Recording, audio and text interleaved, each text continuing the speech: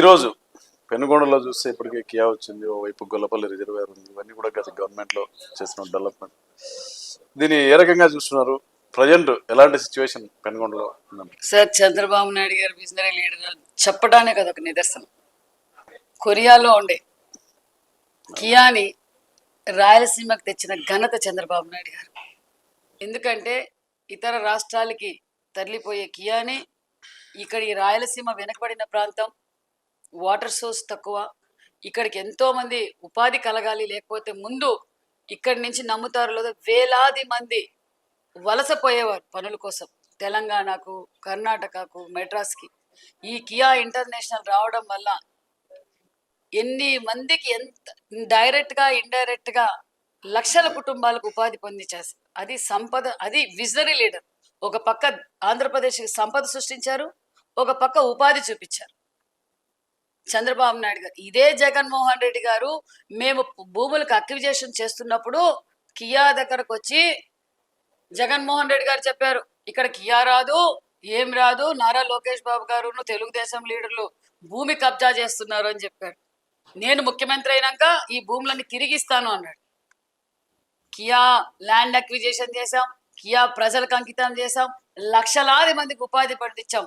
ఇదే జగన్మోహన్ రెడ్డి కియా అనుసంధాన సంస్థలు 14 సంస్థలకు అగ్రిమెంట్ అయ్యాం సార్. ఈయన ట్యాక్సులు, ఈయన మంత్రులు, ఈయన ఎమ్మెల్యేలు, ఈయన జగన్మోహన్ రెడ్డి గారి ట్యాక్సులు కట్టలేక ఇతర రాష్ట్రాలకు వెళ్ళిపోయినాయి.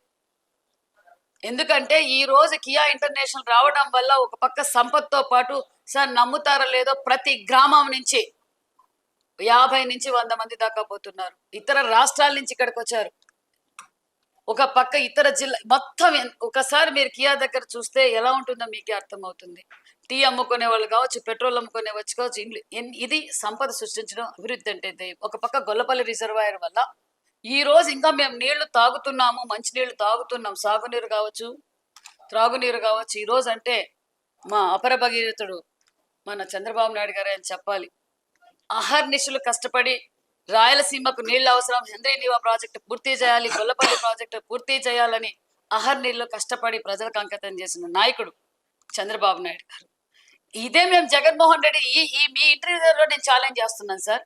జగన్మోహన్ రెడ్డి గారి తండ్రి వైఎస్ రాజశేఖర రెడ్డి గారు ముఖ్యమంత్రిగా ఉన్నప్పుడు ఇండస్ట్రియల్ హబ్ చేస్తానని చెప్పి ప్రజలకు ఇంకా డబ్బులు ఇవ్వకుండా భూములు అక్వైజేషన్ చేసి లేపాక్షి హబ్బు 8,844 ఎకరాల్లో నేను ఇండస్ట్రీస్ చేస్తానని చెప్పి ఈయన ఎంపీ గారు, వాళ్ళ తండ్రి ముఖ్యమంత్రి గారు అన్ని భూములు రైతుల దగ్గర నుంచి లాక్కొని ఇండస్ట్రియల్ హబ్ పెడతానని చెప్పాడు. ఒక్క సిమెంట్ పెళ్ళేశాడా?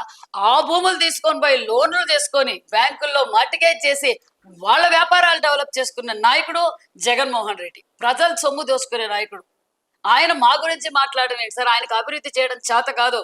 ఆయనకి ఏం చేతనైంది 5 సంవత్సరాల్లో అంటే ఇసుక ఎలా దోచుకోవాలి, గంజాయి ఎలా అమ్మాలి, మద్యం ఎలా అమ్మాలి, ఎక్కడ కబ్జాలు ఉన్నాయి, ఎక్కడ గవర్నమెంట్ భూములు అక్వై చేసుకోవాలి, టీటీడీ దగ్గర ఏమొస్తుంది, ఇవి తప్ప వాళ్ళ ఎమ్మెల్యేలు, వాళ్ళ మంత్రులు చేస్తున్న అభివృద్ధి ఏంటంటే వాళ్ళ ఎమ్మెల్యేలు బాగుపడుతున్నారు, ఆయన దగ్గర ఉన్న ఆయన కోటరీ బాగుపడుతుంది, జగన్మోహన్ రెడ్డి బాగుపడుతున్నారు తప్ప ప్రజలకు వైసీపీ పార్టీ చేసిందంటూ ఏమీ లేదు. మేము ధైర్యంగా ప్రజల్లోకి వెళ్ళగలం. అభివృద్ధి చేసింది తెలుగుదేశం పార్టీ. ప్రజలు రేపొద్దున స్వాగతించి చంద్రబాబు నాయుడు గారిని ముఖ్యమంత్రి చేయడానికి ప్రజలంతా సిద్ధంగా ఉన్నారు. అన్ని సెక్టర్స్. రైతులకి ఏ విధంగా మోసం చేశారు సార్? మేము రైతులకి ఏ విధంగా ఆదుకున్నాం? ఆయన చెప్పటంలోనే అబద్ధం చెప్తున్నాడు. అబద్ధం చెప్పడం అలవాటు అయిపోయింది ఆయనకి. అబద్ధం చెప్పి ప్రజల్ని మోసం చేసి ఒక్కసారి మోసపోయారు. ఆంధ్రప్రదేశ్ ప్రజలు ఎవ్వరు ఇంకా మోసపోవడానికి సిద్ధంగా లేరు సార్.